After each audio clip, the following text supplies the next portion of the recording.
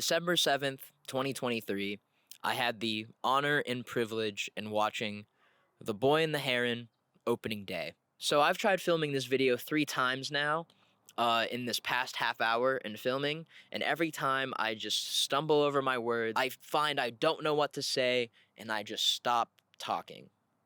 So as the batteries run low and I'm running out of daylight, we're just gonna get through this. This video is not a review or an analysis of the film.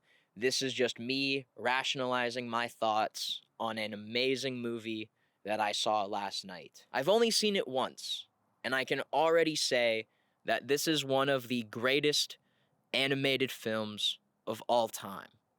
This film is filled with nothing but pure and raw emotion from our characters. If people never thought animated characters felt real, this movie will change your mind. Everything these characters go through felt so personal and felt so real. It was just utterly insane. For those 2+ hours in the theater, I was entranced. I felt like I was watching the most intimate moments on screen. This film gave us a lot of moments that we don't normally get to see in movies. Reaction shots when we wouldn't get a reaction shot. An establishing shot when we already know where we are. It kind of takes the rules of filmmaking and throws it out the window just to show what these characters are feeling in every scene. And that immediately not only just hits me, but also just makes me think, wow, this movie is different. This movie not only has an insane purpose, but I have no idea what that purpose is. And I don't think I will ever know what that purpose is. And if I somehow figure that out, then holy shit, I'm the smartest human in existence. So I'm just gonna quickly go over everything I have written down on my phone. I could be severely overthinking all of this, or I could be severely underthinking this. But we're just going to talk it all through and see what happens. So, the lack of music in scenes is eerie. Not in the sense of fear, but in the sense that we are just seeing pure and raw emotion. There is no soundtrack in your daily life. There are just sounds. When you set the table, you hear the clinking of the plate as it sets onto the table. When you're walking down the street, you just hear the breeze or cars in the distance. You're never hearing this epic score. But when that epic score does go off in the film, it hits you in your heart instantly.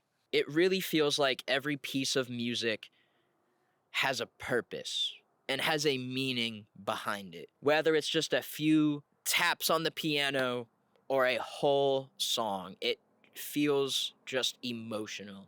And that is literally the takeaway from this movie, is pure and raw emotion. Now, I could be severely overthinking and over-evaluating this, but to me, the grand uncle character represents old Japan. The idea that they want to preserve their history and preserve who they are as people and refuse to move forward, living in the past, never living in the future or even in the present. The parakeets to me represented America.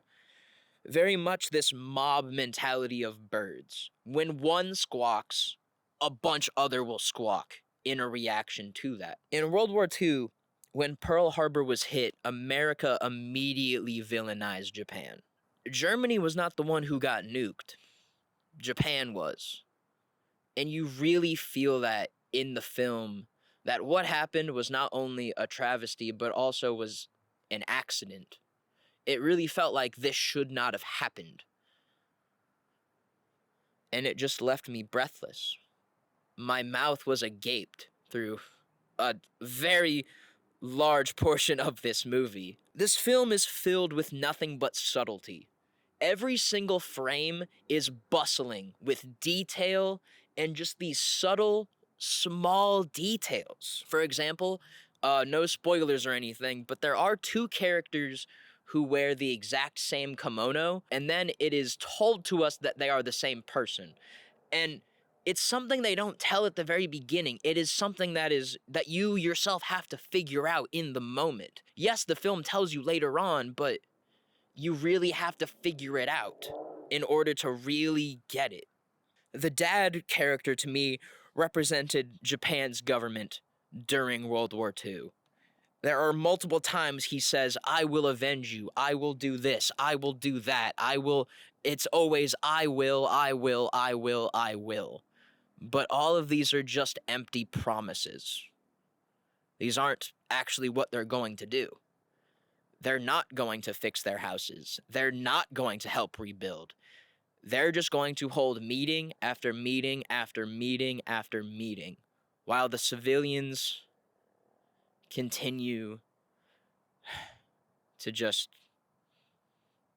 live. The silence in the film is what really gets me. It's pure and raw emotion.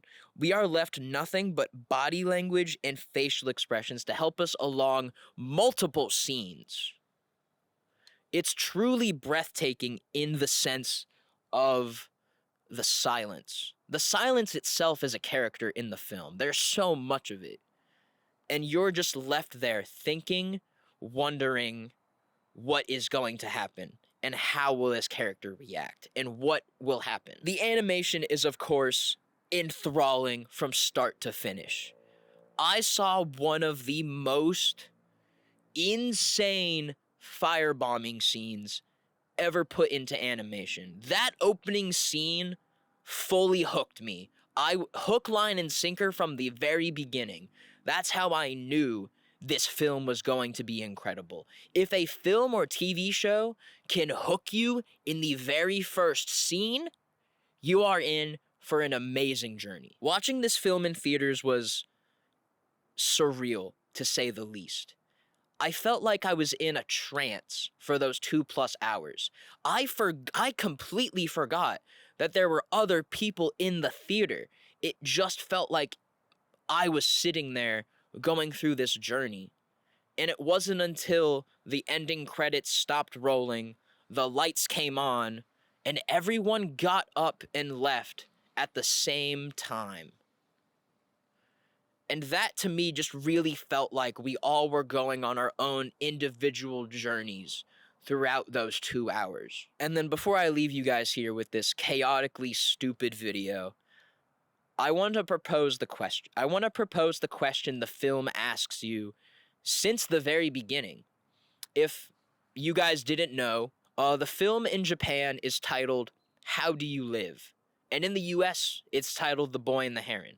So going in, as soon as the opening, the Ghibli logo popped on screen, I immediately was thinking, how do you live? How do you even begin to answer that question?